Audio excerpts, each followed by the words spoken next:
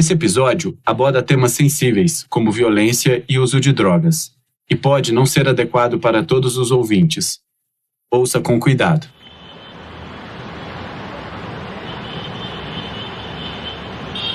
É dia 9 de janeiro de 2026. Eu estou chegando na ocupação Anita Santos, que fica no Prado, na região central de Belo Horizonte. Eu não chego sozinho. Eu estou acompanhado da Janice, uma grande amiga que será responsável por captar imagens da entrevista que vou realizar. Quando paramos o carro no estacionamento embaixo do viaduto Itamar Franco, ao descer, sentimos um forte cheiro de xixi. Nós reclamamos. Não me lembro bem o que falamos, mas algo em torno de "isso aqui é um banheiro a céu aberto". Mudamos de assunto, ficamos atentos para atravessar a rua. Alessandra nos espera do outro lado, na calçada em frente ao barracão. E aí, tudo bem? Jóia? Prazer, Leandro. Tudo jóia? Leandra. Essa é a Janice. Tudo bem? Faz tempo que você já chegou? Não, cheguei. Ah, tá. A gente vai gravar aqui em cima. Tá bom. Tá? Tudo bem. Oi, boa tarde. Pegar a chave de lá. Tá bom. Você falou que ia fazer umas fotos de chave, né? Eu queria onde você quiser fazer as fotos. Gustavo, meu companheiro, me aconselhou a trazer um saco de balas. Eu obedeci. Ele tinha certeza que teriam crianças no local. Bingo. Pega as balinhas aí, gente. Aqui que o tio trouxe pra vocês. Vai ter o quê? Festa do pijama? Vai ter festa do pijama? Vai? Vocês gostam de bala? O tio trouxe bala pra vocês. O saco assim, né? Pode pegar. Ai, meu Deus. Vai fazer esparrela. Pode pegar bastante. Enche a mão. Pode encher a mãozona. Aqui, ó. Eu tenho que pegar só um pouco, porque minha barriga tá doendo, eu peguei. Ah, mas você não pode guardar? Você não pode guardar? Pra você comer no outro dia? Pega bastante. O que me levou até aquele lugar não foi só a curiosidade pela trajetória de Alessandra Martins nas ruas da capital mineira. Foi um conjunto de perguntas que eu venho colecionando ao longo da minha vida. Sabe quando você está no ônibus no centro e começa a olhar a movimentação das pessoas em situação de rua, embaixo de marquises, andando sem rumo, acocorados na calçada? Sempre que eu me encontro nessa situação, eu começo a perguntar: por que essa pessoa está aí? Por que ela não está no trabalho ou em casa? Ela tem trabalho? Ela tem casa? Será que ela sempre morou em Belo Horizonte ou veio de outro lugar? Será que vivenciou alguma violência doméstica? Foi expulsa da família? Será que alguém procura por ela? Será que ela tem família? Será que alguém está aflito por notícias dela? Por que não busca um abrigo? Eu vou me perdendo em questionamentos sem respostas. Às vezes, crio situações hipotéticas, ficções sociais, crio personagens com os rostos que encontro. Eu sigo com aquela ideia de que toda vida merece ser contada, e fazendo isso, distribuo finais felizes, resolvo a vida. Na minha imaginação, eu tiro aquela pessoa da rua e a devolvo para a dignidade. Mas às vezes, não me abstenho de um julgamento. Pessoa forte, por que será que não trabalha? Acho que, no fundo, eu cheguei às 17 horas em ponto para aquela entrevista, buscando matar a minha curiosidade de uma vida inteira. Alessandra, contando sua trajetória nas ruas, responde a todas essas questões. Primeiro por ela, depois pelo coletivo. Ela tem propriedade para isso.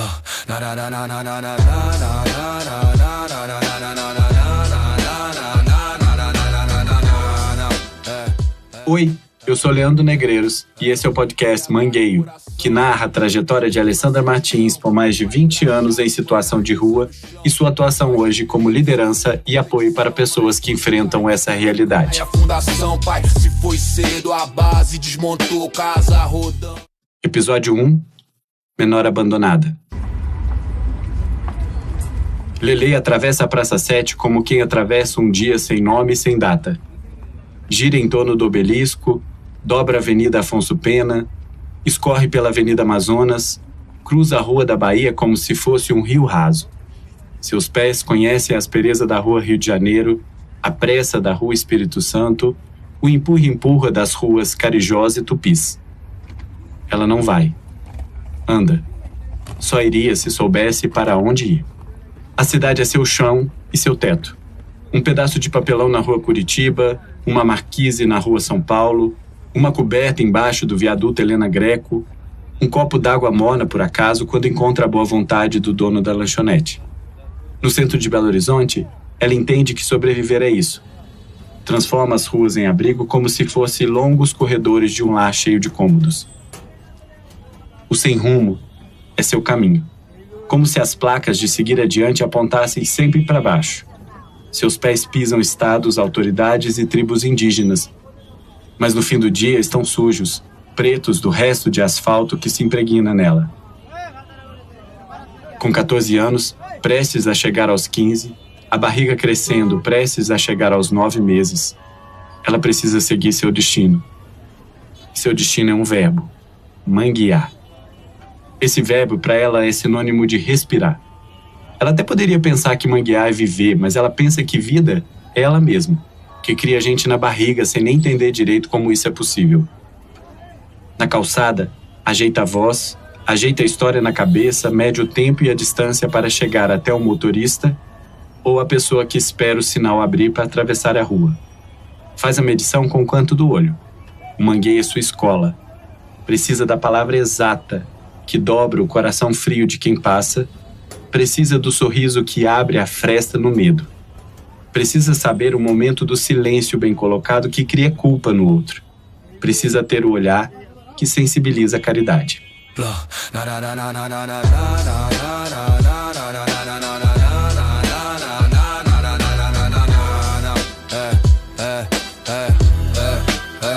BH no coração, 81 na certidão. Pai engraxate, mãe artesã no chão. Corri mais que o medo, sonhei competição. Mas sonho cai, quando cai a fundação. Pai, se foi cedo a base desmontou. Casa rodando, escola que falhou. 14 anos, gravidez, condenação. O mundo aponta o dedo, não oferece a mão. Mangueio não é escolha, é sobrevivência. Moeda no sinal pra bancar a existência. A rua não é casa, mas também não solta a mão. A rua não me matou, eu virei contramão. Bala no farol, sol queimando a pele. Amor vira faca, quando a vida fere. Crack chega manso, prometendo silêncio. Depois cobra tudo, rouba tempo e senso. Ser mãe na rua é guerra sem bandeira. Conselho diz não, mas não dá a solução. Pra não perder meus filhos, fiz decisão cruel. Afastei pra proteger do inferno a céu aberto e réu. Entre empatia e manha, Leleu aprendeu a manguear cedo. Sabe o peso exato do pedido. Sem faca, às vezes só o corte seco da palavra. Sem reza, às vezes só o gesto da mão que pede em prece. Só conversa, que o outro quase sempre pensa que é lábia. Mangueio é arte. Às vezes é engano, mas sempre é sobrevivência. Lelê sabe quase que, por intuição, que manguear é caminhar pelo psicológico dos outros sem deixar pegadas. Ela sabe que precisa colher um sim no terreno duro do dia na rua que distribui tantos nãos para todo mundo. Mas sempre foi assim. Ainda quando seus pais estavam por perto, Lelê só se conhecia ali, na rua. Cada esquina era como um canto da sua casa, mas agora era diferente. Parecia definitivo, como se o teto tivesse desabado sobre sua cabeça. Mas o teto era o céu.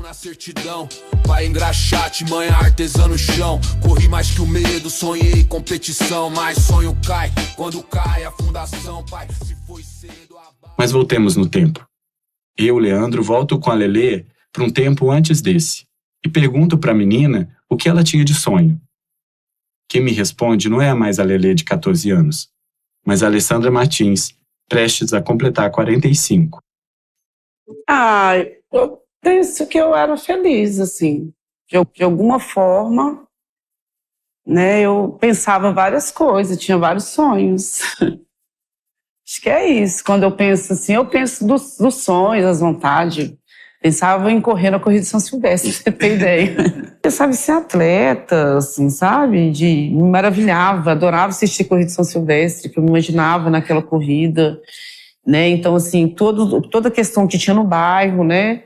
De brincadeira, eu sempre ganhava primeiro lugar, porque eu corria bem, né? Brincadeira de saco. Então, assim, eu tinha, sabe? Gostava de jogar futebol, né?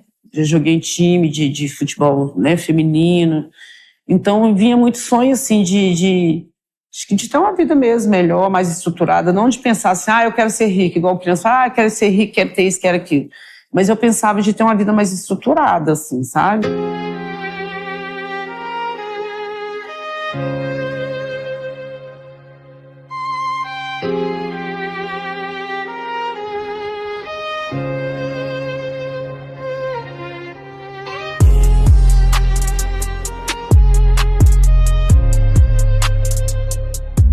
Eu sou nascida em Belo Horizonte, mas criada vilas periféricas, região metropolitana, né?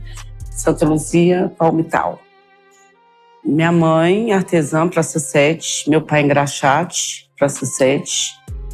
Meu pai faleceu aos 28 anos, etilista, né? E nessa época, né, eu acho que quando eu fui para lá, eu nasci aqui, então... Desde o nascimento, contato com a rua, né? E aí, na época, não sei se foi em 83, eu já era nascida, eu nasci em 81.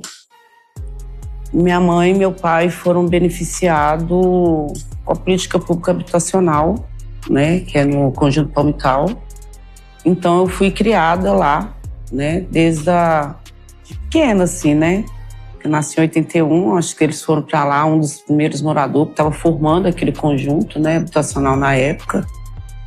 Então, minha mãe é uma das primeiras moradoras, assim, né, desse conjunto. E aí eu fui criada lá, né, e meus pais me ligam para lá. E aí, com 5 para 6 anos, meu pai falece, né? E minha mãe deixa de vir para a rua porque ela já começa a se familiarizar com o território mesmo, né? Então, hoje minha mãe, se você soltar ela aí no centro, ela fica perdida. Porque já, né, perdeu esse contato do antes, né? Que era esse contato com a rua. O ano da mudança da família de Alessandra é provavelmente 1984, que foi o ano da inauguração do Conjunto Palmital a que Alessandra se refere. O nome oficial é Conjunto Habitacional Maria Antonieta Melo Azevedo, na cidade de Santa Luzia, região metropolitana de Belo Horizonte, cidade com aproximadamente 220 mil habitantes, uns 20 quilômetros mais ou menos do centro de BH. A Maria Antonieta, que dá nome ao bairro, era proprietária das terras cedidas para a construção das moradias. Ela era mãe do Celso Melo de Azevedo, prefeito de Belo Horizonte entre os anos de 1955 e 59. De família rica, seu pai era comendador. Antonieta tem sua história vinculada à escravidão.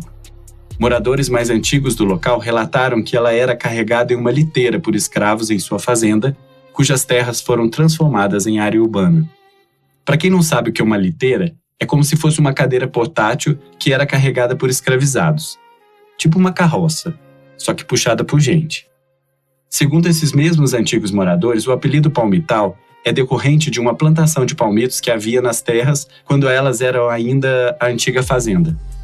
Não me parece contraditório que esse local, que presenciou a escravidão, se transformasse num espaço periférico. No Brasil, a população que mora em comunidades, aglomerados e favelas é majoritariamente negra, considerando pretos e pardos, segundo a classificação do IBGE. Essa característica não é casual nem cultural. Ela é histórica e estrutural. Cerca de 73% dos moradores de favelas e comunidades urbanas no Brasil se declararam pretos ou pardos, segundo o censo de 2022. Também, não me parece contraditório que a família de Alessandra tenha sido encaminhada pela política habitacional da época para um local como este. A fala de Alessandra denuncia uma falha muito comum das políticas habitacionais implementadas pela maioria dos poderes executivos nas grandes cidades da década de 80. Essas políticas acabavam, e isso acontece até hoje, por empurrar as famílias para longe, Retiram da rua e da moradia precária, mas também retiram do centro, do trabalho possível e acessível, da escola próxima, do posto de saúde, do direito de circular sem muito gasto. Ninguém fica de pendurado 2 horas nos ônibus para chegar no trabalho na Zona Sul à toa. Na prática, o endereço muda, mas o abandono permanece. Longe dos centros urbanos, morar vira isolamento. A cidade existe, mas não se alcança. E o que se chama solução acaba sendo só mais uma forma de afastamento. Pesquisa de 2017, intitulada Política Habitacional de Interesse Social em Belo Horizonte, desenvolveu uma leitura crítica do que aconteceu no município e identificou que, na prática, o que acontece é que as políticas priorizam o interesse macro da cidade de BH, mas se esquecem das necessidades concretas de quem vive em aglomerados. A família de Alessandra foi, por um lado e entre aspas, vítima dessa política habitacional e, por outro e também entre aspas, beneficiada por uma moradia digna, ainda que distante totalmente das ruas do centro de BH que proporcionavam seu sustento. A família que vai morar no Conjunto Palmital não levou somente malas e móveis, mas uma trajetória familiar bastante conturbada. Sobre a relação dos pais, Alessandra nos conta que os dois eram muito jovens, né? Assim, eles tinham uma sintonia muito boa, mas meu pai tinha questões familiares, né? Então acho que foi isso que trouxe ele muito novo, né? Ele não era muito bem resolvido com essa questão dos pais, né? Parece que o pai abandonou, né? Portanto, voltou para morrer, né? Que eu lembro, já estava grandinha, quando meu avô ressurgiu já num leito de hospital, né? Então, acho que ele tinha alguma mágoa, assim, né, da infância, porque aos 28 anos morreu retilista, né? Então, E aí minha mãe fica, né? Minha mãe também tem outras questões familiares também, então foi conhecer a mãe aos 22 anos no velório do pai. O pai era um policial muito, como é que fala? Para a sociedade, para a rua, ele era aquele policial bem rígido, né? Então ele também era com a filha, inclusive, né? Minha mãe tem um relato de violência sexual, né? Então os dois não tinham, né? Se você pega um desses irmãos meu, ele foi institucionalizado, a gente foi se conhecer tem poucos anos, tem 10 anos só, né? Que é o Isaías.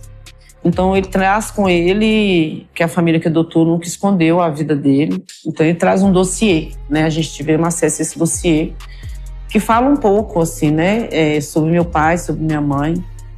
Então são pessoas que são muito, né, adoecida mentalmente, né, com essa... E aí, eu aos 3 anos de idade, para mim não ser institucionalizado junto com esse irmão meu, né, minha avó assume essa guarda, avó materna, mas aí eu fiquei durante uns 10 anos da minha vida, meus primeiros 10 anos, né, entre casa de uma avó e outra, sabe? Então, isso atrapalhou muito o processo escolar, né? Retardou muito, né? Que aí minha mãe pega e não dá conta, devolve. Então, sempre saindo e voltando de escola. Nesse ponto, eu interrompo a fala de Alessandra porque eu queria entender melhor como ela se relacionava com a escola na época. Eu era cheia de sonho, pensava várias coisas, mas aí a gente vai crescendo e vai entendendo essa confusão familiar, né? Esse berço familiar que não te estrutura também, né? Você sabe que tem amor, né? Porque o contato sempre de muito amor, muito carinho, mas não tem estrutura sólida que te permite, sabe? Então, todas as vezes, né, que desestruturava, eu estava na casa de um parente, e aí às vezes era meio do ano, já não dava mais para entrar na escola, e assim, passou. Né, passou. E aí chegou aos 14 anos, eu na 3ª série. Eu sei ler, aprendi a ler, escrever, lendo gibi, lendo livros, né? Gostava de ler demais. Então, eu escrevo muito bem, leio muito bem, né? Mas não de estar da forma correta sala de aula ali, né? Então, foi através de leitura, né? De eu ir soletrando até conseguir ler. E a Alessandra volta a falar da família. Ao todo são 3 irmãos. Eu sou a única. Como é que era essa relação de... Meu irmão, a gente foi conhecer ele com 30, hoje eu tô com 44, mês que vem eu faço 45 anos, então eu fui conhecer ele, eu tava com 34 anos. Tem 10 anos que eu conheci meu irmão pessoalmente. É um menino também, assim, que traz, né, muito... Que ele, na época, ficou sem entender, né? Então, ele traz esse sentimento, né, assim, esse sofrimento. Porque os pais que adotou ele não escondeu, né, que ele era um filho adotivo, né? Ele teve acesso ao dossiê, então os pais muito adoecidos, né? Uso abusivo, de álcool, de medicação, né? Meu pai e minha mãe precisavam de tomar medicação controlada. E ele, aos 6 meses, ele era um menino muito adoecido, né? Assim, minha mãe conta. E no próprio dossiê fala que ele estava muito adoecido. Minha avó não quis assumir a responsabilidade de 2 crianças. Então, preferiu ficar comigo, que era menino e maior, do que assumir os 2. Então, ele vai ser, né? Ele foi institucionalizado. Então, se você vê o meu irmão, você acha que ele é o mais velho. Que isso causou, acho que, muito mais dor para ele e para minha mãe também, de alguma forma, né? Porque minha mãe, a vida inteira, a gente foi criada, crescendo, né? Ela falando desse filho, ela sentindo desse filho, ela com vínculo, com raiva da mãe por esse filho, né? Porque ela já conheceu a mãe, né? A mãe ainda fez o quê? Minha avó era casada, né, com meu avô, tinha rompido há anos, então reaparece no casamento do meu avô. É necessário esclarecer que a avó reaparece no velório do avô e não no casamento, como a Alessandra acaba se confundindo ao relatar. Também é importante deixar explícito que a avó abandonou a família e conseguiu gerenciar sozinha a pensão deixada pelo avô, que trabalhava na delegacia de furtos e roubos. Na época era muito fácil com esse adoecimento de uso abusivo, ela internou minha mãe no Galva Veloso. E minha avó conseguiu um papel de insanidade lá, alguma coisa, e minha avó com isso. Minha avó ficou com toda a pensão do meu avô. Nunca deu um suporte para minha mãe. O Hospital Galba Veloso, criado em 1961, foi uma importante referência na assistência psiquiátrica em Minas Gerais. Funcionava no complexo de saúde localizado no bairro Gameleira, em Belo Horizonte, sendo uma instituição pública vinculada à Fundação Hospitalar do Estado de Minas Gerais, a FHEMIG. Durante as últimas décadas do século XX, era comum que pessoas consideradas, entre aspas, inadequadas à ordem social fossem encaminhadas a hospitais psiquiátricos. Mais do que espaços de cuidado, essas instituições funcionavam muitas vezes como locais de segregação, onde o confinamento substituía políticas públicas de assistência, moradia e saúde mental. Era quase uma prisão, onde não havia criminosos, mas pessoas abandonadas. Nesse contexto, não foi incomum que algumas famílias utilizassem o encaminhamento a hospitais psiquiátricos como subterfúgio para afastar pessoas consideradas incômodas, mesmo quando não havia diagnóstico de transtorno mental. Herdeiros inconvenientes ou simplesmente indivíduos que contrariavam expectativas familiares podiam ser rotulados como loucos para legitimar o isolamento. Então ela estruturou a vida dos outros filhos do casamento, dos outros netos, né? E minha mãe nunca teve suporte de um dinheiro que ela também fazia parte para estruturar a gente também, né? Estabilizar nossas vidas também. Então tem essa, sabe? Minha avó... E aí depois também, passou um tempo, minha avó já com mais de idade, sofrendo, porque ela sofreu muito antes de falecer. E minha mãe se reaproxima dela, né? Faz um cuidado, né? Ajuda com o cuidado dela, né? Mas fica assim, né? Nesse sentimento que ela não esquece, né? Toda a escassez, né? Tendo quem poderia estruturar. Durante o período que a mãe fica internada no hospital psiquiátrico, Alessandra fica sob os cuidados da avó materna. A avó escolheu a neta por ser mulher e mais nova, como a Alessandra contou anteriormente. E aí eu vou para a companhia da minha mãe de vez aos 12, de novo. Que aí aos 14 eu engravido. Então aí minha avó foi uma revolta muito grande com minha mãe, que falou que pegou, que não cuidou, aquela coisa toda. Na década de 80, a gravidez precoce no Brasil entre adolescentes com idades entre 15 e 19 anos aumentou. Enquanto no mundo esses números estavam em queda, os dados brasileiros apontam o contrário. Os fatores sociais associados à gravidez precoce no Brasil são múltiplos e profundamente enraizados nas desigualdades socioeconômicas e educacionais. Níveis mais baixos de escolaridade, pobreza desigualdade de renda e menores oportunidades socioeconômicas estão consistentemente ligados a maiores taxas de gravidez na adolescência, refletindo que a maternidade precoce não se distribui de forma homogênea na sociedade, mas tende a concentrar-se nas populações mais vulneráveis.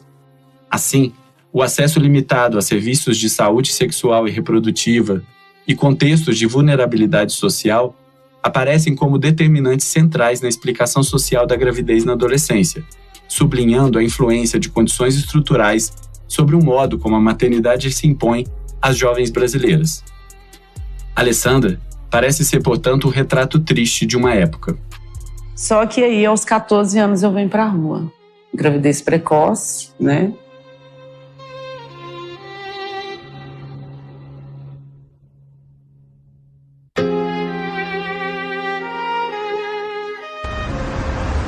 Quando ouço essa frase, eu não me contenho e pergunto o porquê de ir pra rua. Porque na época, assim, hoje as pessoas é hipernatural, né? Um adolescente de 13, 14 anos gestante. Né? Então, na minha época, 30 anos atrás, era preconceito, né? Então, começa na escola, né? Eu aos 14 anos, porque eu não quero ser com a Alessandra, né? Eu acho que as mães, né, naquela época, no mínimo, né? Você tinha que estar noiva, não sei quanto tempo, né? Maior de idade. As pessoas engravidavam, casavam rápido ali para tentar, né? Então eu fui muito julgada, né? Já preta, desde nascença, né? Pobre, favelada. E aos 14 anos, gestante. Então começa o preconceito na escola, saio da escola. Então ali já começa a interromper, né? As questões que eu tinha para a vida, que sonhava, né? Que muitas das vezes, através do estudo, é o que posso de fazer algo assim, né, pra gente. Então, ali interrompe, né, o que poderia me estruturar, né, a pessoa que eu sou hoje. Mas, então, eu começo a vir pra rua. Minha mãe também, eu acho que depositava muito, né, porque meu pai falece, ela assume toda essa responsabilidade, né, de mãe e pai da família. Além de mim, né, eu sou a filha mais velha. Eu tenho mais 2 irmãos. Então, eu acho que ela depositava muito na gente, assim, essa outra vida, essa outra, né? Buscar outros recursos, de ter estudo, de se reestruturar, né? E aí eu engravido aos 14 anos. Alessandra parece repetir que engravidou aos 14 anos para hoje, mais de 30 anos depois, ainda acreditar que aquilo aconteceu e que esse acontecimento estava carregado de abandono.